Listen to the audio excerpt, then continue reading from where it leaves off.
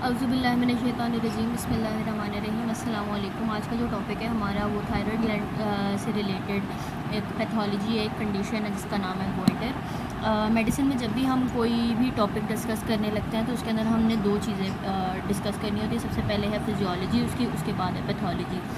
अच्छा, सबसे पहले थायराइड ग्लैंड की अगर हम फिजियोलॉजी में जाएँ, जब तक इसकी फिजियोलॉजी नहीं समझेंगे तब तक हमें उसकी पैथोलॉजी समझ नहीं आएगी। तो फिजियोलॉजी हम सबको पता है उसकी कि थायराइड ग्लैंड जो होता है वो सबसे पहले उसकी लोकेशन देख लें तो वो लेरिंक्स से नीचे होता है और नेक के रीजन में पड़ा हुआ होता है।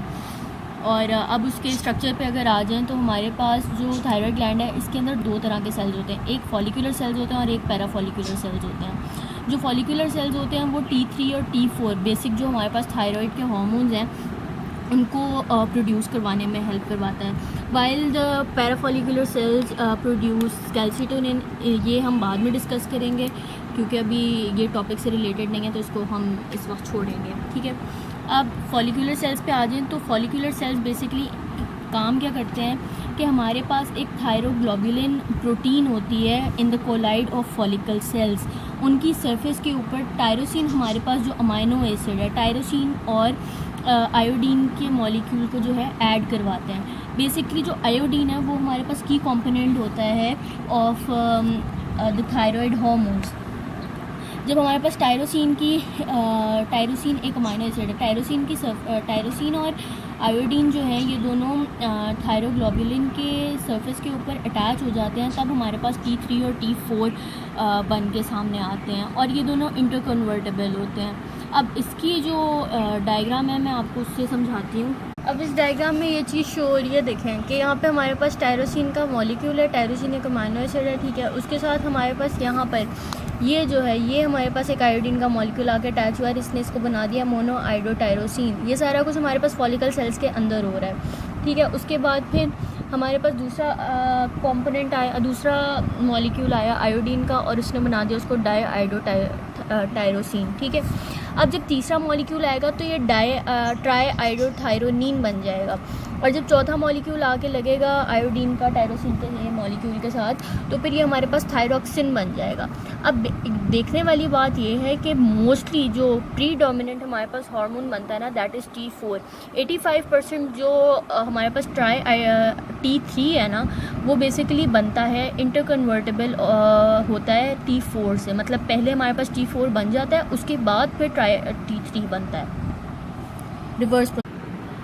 अब जो हमारे पास T3 और T4 होते हैं वो ब्लड में दो तरीके से प्रेजेंट होते हैं, या तो वो हमारे पास थायरोग्लोबुलिन के साथ बाइंडेड प्रोटीन की फॉर्म में होंगे या फिर वो फ्री फॉर्म में पड़े हुए होंगे। अब लैब के जो टेस्ट होते हैं ना उसके अंदर हमने थायराइड की अगर फंक्शनिंग चेक करनी है कि हमारे पास T3 या T4 लेवल इंक्रीज़ तो नहीं हुआ तो हम चेक दोनों कर सकते हैं। लेकिन जो मोस्ट अप्रोप्रिएट होता है ना वो जो फ्री हमारे पास T3 और T4 ब्लड में होते हैं ना वो ज़्यादा इंपॉर्टेंट होते हैं। क्योंकि अगर बॉडी में फॉर एग्जांपल कोई एबनॉर्मेलिटी है, फॉर एग्जांपल हम देखते हैं प्रेगनेंसी में हमारे पास जो TBGs होते हैं ना वो इंक्रीज़ कर जाते हैं ड्यूरिंग प्रेगनेंसी। लेकिन जो हमारे पास फ्री होते हैं ना, फ्री T3 और T4 थायराइड हार्मोन्स वो प्रेगनेंसी में इंक्रीज़ नहीं करते। तो इस वजह से लैब टेस्ट में हमारे पास जो फ्री वाले होते हैं ना, जो फ्री T3 और T4 होते हैं ना वो बेसिकली ज़्यादा हेल्पफुल होते हैं क्योंकि ये बॉडी में अगर कोई एबनॉर्मेलिटी होगी तो फिर वो इंक्रीज़ या डिक्रीज़ नहीं होते, ठीक है। अब T3 T4 की जो प्रोडक्शन है वो बेसिकली कहाँ से होती है कि जो हमारे पास एंटीरियर पिट्यूटरी होता है वहाँ से TSH thyroid stimulating hormone produce होगा फ्रॉम द थायरोट्रॉप सेल्स, और जब हमारे जो TSH होता है वो फर्दर हमारे पास जो TRF होता है इन द हाइपोथैलेमस वहाँ से प्रोड्यूस हो रहा होता है। तो ये बेसिकली एक साइकिल होती है। अब ऑब्वियसली अगर एक फिजियोलॉजी हो रही है तो उसके अंदर कोई प्रॉब्लम आ रही है तो वो बेसिकली उसको हम कहेंगे कि वो एक पैथोलॉजी की वजह से हो रही है। अब पैथोलॉजी में देखें तो जो थायराइड की पैथोलॉजी होती है ना वो मोस्टली हमारे पास उससे फीमेल्स अफेक्टेड होती हैं और 5% ऑफ द टोटल पॉपुलेशन, अगर हम टोटल पॉपुलेशन देखें तो वो 5% पीपल में होगा। प्रॉब्लम आएगी कहाँ पर कि हमारे पास बेसिकली अभी मैंने आपको बताया था कि जो साइकिल होता है कि TRF होता है, TRF से हमारे पास स्टिमुलेट होता है TSH के बाद आगे फिर T3 और T4 जो है वो प्रोड्यूस होता है। उसके बाद जब T3 और T4 का लेवल सफिशेंटली इंक्रीज़ हो जाता है तो वो T4 नेगेटिव फीडबैक से जो है TRF को डायरेक्टली जो है वो डिक्रीज़ करवाएंगे, जो फिर फर्दर आगे हमारे पास TSH और फिर T3 T4 की इनहिबिशन हो जाएगी। अब इस पूरे साइकिल को हम कहते हैं थायराइड एक्सिस। थायराइड एक्सिस जो होता है ना वो हमारे पास बॉडी के हर सेल, जो भी न्यूक्लिएटेड सेल होगा ना बॉडी के अंदर, उसको वो इफ़ेक्ट करेगा ताकि उसकी ग्रोथ हो सके और ताकि उसकी प्रॉपर फंक्शनिंग हो सके। अगर थायराइड एक्सिस में प्रॉब्लम आएगी ना तो फिर आपके पास अल्टीमेटली आपके थायराइड में प्रॉब्लम आ सकती है, आपकी पूरी बॉडी में प्रॉब्लम आ सकती है और ऑब्वियसली, ठीक है। अब उसके अंदर अब आप देखें बेसिक जो प्रॉब्लम आती है थायराइड एक्सिस में, अभी हमने पढ़ा था कि जो थायराइड का जो की कंपोनेंट है ना दैट इज़ आयोडीन। तो आयोडीन की डेफिशिएंसी जब भी होगी तो it will lead to any pathology of the thyroid gland. तो अब थायराइड जब आयोडीन की डेफिशिएंसी हुई तो बेसिकली क्या होता है हमारे पास, तो जो थायराइड ग्लैंड होता है वो इनलार्ज हो जाता है और इसी कंडीशन को हम कहते हैं गोइटर।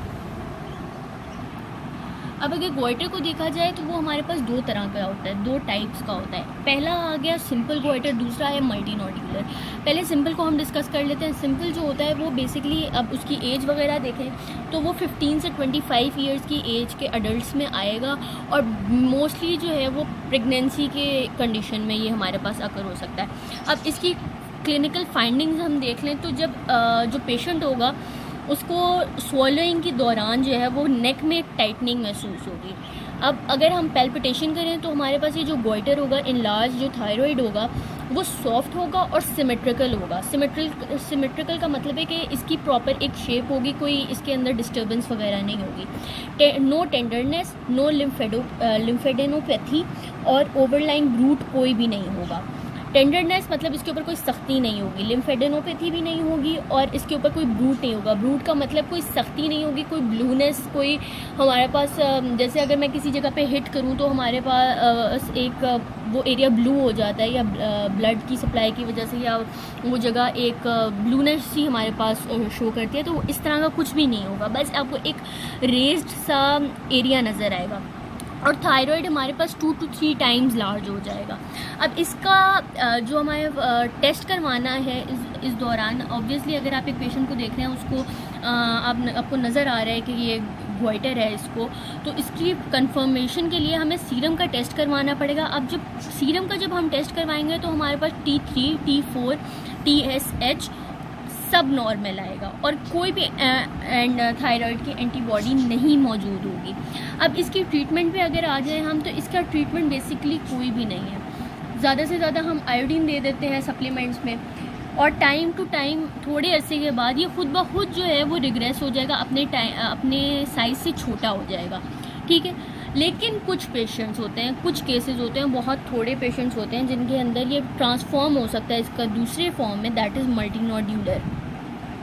अब सेकंड टाइप ऑफ गोइटर आ गई हमारे पास, that is known as multi nodular goitre. अब इस गोइटर में क्या होगा, हमारे पास जो थायराइड ग्लैंड होता है उसके अंदर नोड्यूल्स और लोब्यूल्स जो हैं वो बनना स्टार्ट हो जाएंगे, आम जुबान में जिसको हम गिल्टियाँ कहते हैं। अब ये गिल्टियाँ क्या करेंगी, ये थायराइड हार्मोन को जो है ऑटोनॉमसली जो है वो प्रोड्यूस करना स्टार्ट कर देंगी, जिसकी वजह से नेगेटिव फीडबैक होगा और TSH जो होता है वो हमारे पास, ये हमारे पास इसका एक निशानी होती है, ये हमारे पास एक क्लिनिकल फीचर होता है इसका कि जब हम टेस्ट करवाएंगे तो हमारे पास TSH का लेवल लो होगा। अब हमने अगर सिंपल गोइटर में और मल्टी नोड्यूलर गोइटर में फ़र्क पता करना है तो उसके लिए हमारे पास फाइंडिंग होती है कि TSH जो होता है उसका लेवल लो हो जाता है और बहुत सारे केसेस में लाइक 25% ऑफ द केसेस में इस तरह से होता है कि बिल्कुल कंप्लीट सप्रेशन हो जाती है थोड़े टाइम के बाद। लेकिन जो T3 और T4 होता है वो सेम रेंज में होता है। अब इसके फीचर्स पे आ जाएं तो हमारे पास एक कंडीशन होती है थायराइड की, जिस तरह से गोइटर एक कंडीशन है उसी तरह से एक और कंडीशन है थायरोटॉक्सिकोसिस। इसके अंदर हमारे पास ये होता है कि, अब इसको मैं बाद में डिस्कस कर लूँगी, बस एक कंडीशन आप समझ लें, ये बहुत ज़्यादा फिर लेंथी हो जाएगा। अब इसके अंदर मोस्टली जो हमारे पास थायरोटॉक्सिकोसिस के पेशेंट्स होते हैं ना, उसके अंदर हमारे पास मल्टी नोड्यूलर गोइटर की अक्रेंस हो सकती है। दैट मेक भी ये हमारे पास ट्रेकियल कंप्रेशन के साथ भी हो सकता है और ट्रेकियल कंप्रेशन के बगैर भी हो सकता है। और दूसरी जो हमारे पास क्लिनिकल फीचर आता है वो है कि हमारे पास पेनफुल स्वेलिंग होगी, जिसकी वजह से हेमरेज हो जाएगा। हेमरेज की वजह से पेनफुल स्वेलिंग होगी। हेमरेज की वजह से पेनफुल स्वेलिंग का क्या मतलब है? जब भी हमारे पास कहीं पे, अगर मैं कहीं पे आपको हिट करूँ, वहाँ पे हेमरेज हो रहा है, वहाँ पे ब्लड की क्लॉटिंग हो रही है, वहाँ पर फिर क्या होगा कि वहाँ पर न्यूट्रोफिल्स भी आएंगे, वहाँ मैक्रोफेजेस भी आएंगे, वहाँ पर फिर स्वेलिंग होगी, इन्फ्लेमेशन होगी, जिसकी वजह से फिर हमारे पास पेन होगी। अब ये हमारे पास दूसरी हो गई क्लिनिकल फाइंडिंग। तीसरी क्लिनिकल फाइंडिंग ये है, जब हम उसको पैल्पेट करेंगे ना तो हमें प्रॉपर एक लॉब्यूल और नोड्यूल का पता चलेगा कि हाँ यहाँ पे कोई गिल्टी है। जिस तरह से ट्यूमर कहीं बन जाता है तो फिर हम वहाँ पे अगर हाथ लगाएं तो वो हमें पता चल रहा होता है कि हाँ ये एक गिल्टी है। तो इसी तरह से हमें जब हम इसको पैल्पेबल करेंगे तो हमें यहाँ पे लॉब्यूल और गिल्टी का पता चलेगा, ठीक है। दूसरा हमारे पास डिस्फेजिया होगा, वेना कर्वा की ऑब्स्ट्रक्शन हो सकती है, मेडिस्टल कंप्रेशन हो सकती है।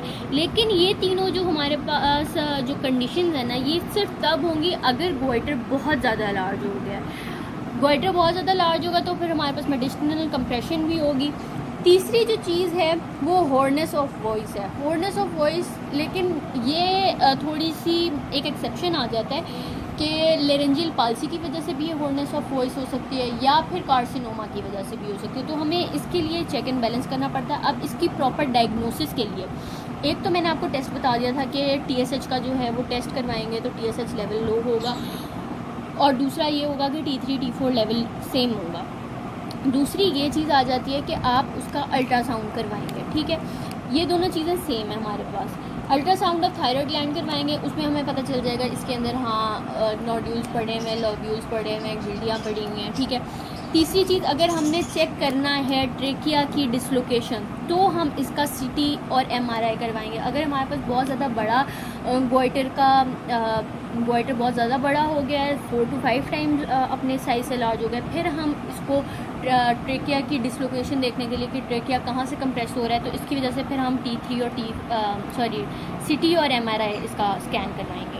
अब इसके ट्रीटमेंट पे आ जाएं तो ट्रीटमेंट इसका बेसिकली जो स्मॉल होता है ना, जो स्मॉल गोइटर होगा उसकी कोई ऐसा ट्रीटमेंट नहीं है। उसमें सिर्फ हम आयोडीन 131 की सप्लीमेंट्स दे देते हैं ज़्यादा से ज़्यादा, और वो खुद ब खुद टाइम टू टाइम जो है वो ख़त्म हो जाता है। दूसरा, अगर लार्ज हमारे पास गोइटर हो गया है, थायराइड ग्लैंड बहुत ज़्यादा बढ़ गया है तो उसमें और मेडिस्टल कंप्रेशन हो रही है, फिर हम सर्जरी की तरफ जाते हैं, ठीक है।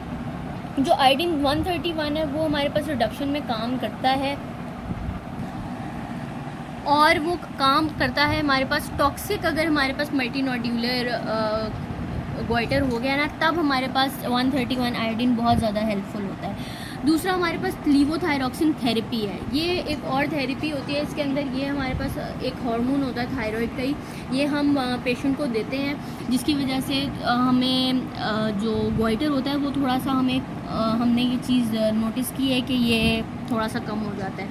लेकिन इसको मल्टी नोड्यूलर जो गोइटर है उसके अंदर इसका कोई यूज़ नहीं है, और ये हमारे पास थायरोटॉक्सिकोसिस जो है वो कॉज कर सकता है। इसके साथ हमारी टॉपिक ख़त्म हो गया। Thank you so much.